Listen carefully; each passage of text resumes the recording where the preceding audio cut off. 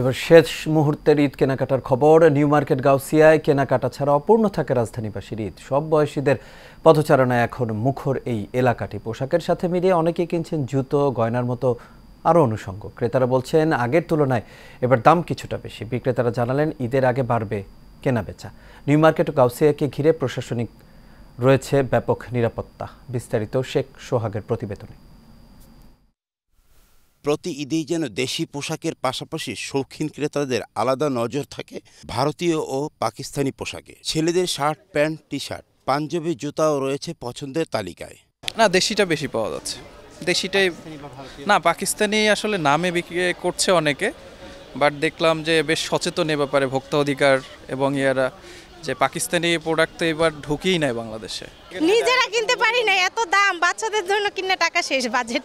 অনেকে অফিসের কারণে কেনাকাটার সময় পায়নি, তাই ঈদের ছুটি শুরু হওয়ার পর এসেছে ঈদের কেনাকাটা করছে। আমাদের এখানে বিজনেস কেন্দ্র, আমরা হয়তো মনে করেন এখন ছুটির মনে করেন বন্ধ করে এখনো হয়তো ফ্রি মার্টে নামছি মার্কেটিং করতে। কিনলাম যেগুলো সামর্থ্যের পিছনে হলো আর কি।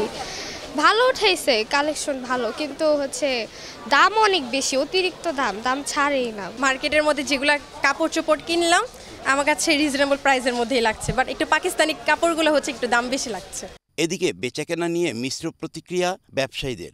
বেচা কিনা বলতে আর কি কিছুদিন আগে একটু বেচা কিনা ভালোই ছিল, এখন রোজার শেষের দিকে বেচা কিনাটা অনেকটা একটু কমে গেছে।